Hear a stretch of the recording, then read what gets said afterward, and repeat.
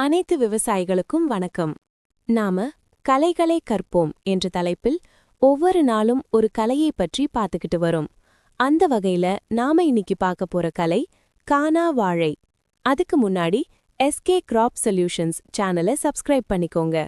வாங்க வீடியோக்குள்ள போகலாம்.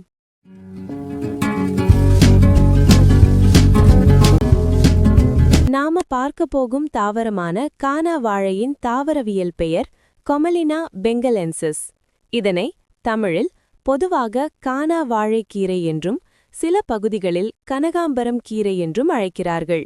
இது இந்திய துணைக்கண்டம், தென்கிழக்கு ஆசியா, சீனா, ஜப்பான் மற்றும் ஆப்பிரிக்காவின் சில பகுதிகளிலிருந்து பரவி காணப்படுகிறது. இந்த தாவரம் பெரும்பாலும் ஈரமான நிலங்களில், விவசாய வயல்கள், தோட்டங்கள் மற்றும் சாலையோரங்களில் இயற்கையாகவே வளர்கிறது. தரையில் படர்ந்து வளரும் தன்மை கொண்ட இந்த கீரைக்கு மென்மையான பச்சை நிற இலைகளும் அழகான நீல நிற மலர்களும் இருக்கும். இந்த கானா வாழைக்கீரை விவசாயிகளுக்கு ஒரு பக்கம் தீங்கு தரும் களையாக கருதப்பட்டாலும் மற்றொரு பக்கம் இது மருத்துவ குணங்கள் நிறைந்த கீரையாகவும் பயன்படுகிறது. பாரம்பரிய மருத்துவத்தில் இந்த கீரை உடல் சூட்டை குறைக்க, இரத்தத்தை சுத்தம் செய்ய, சிறுநீர் எரிச்சலை குறைக்க பயன்படுத்தப்படுகிறது. மேலும் உடல் வீக்கம், சிறிய காயங்கள் போன்றவற்றிற்கு இதன் இலைகளை அரைத்து வெளிப்பூச்சாகவும் பயன்படுத்துவர். சில கிராமப்புறங்களில் இந்த கீரையை கீரை மசியல், பொரியல் அல்லது கூட்டு செய்து சாப்பிடுகிறார்கள்.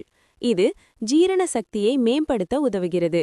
ஆனால் விவசாய நிலங்களில் இந்த களைக்கீரை அதிகமாக வளர்ந்தால் நெல், வாழை, கரும்பு, காய்கறி பயிர்களுடன் நீர், ஊட்டச்சத்து மற்றும் இடத்திற்கு போட்டியாக இருந்து மகசூலை குறைக்கக்கூடும்.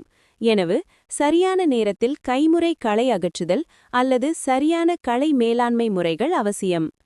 இயற்கை நமக்கு தரும் ஒவ்வொரு தாவரமும் ஒரு புறம் சவாலாக இருந்தாலும் மற்றொரு புறம் பயனுள்ளதாகவே உள்ளது. இந்த கானா வாழைக்கீரையும் அதற்கு சிறந்த உதாரணம். இது போன்ற விவசாயம் பற்றிய முழு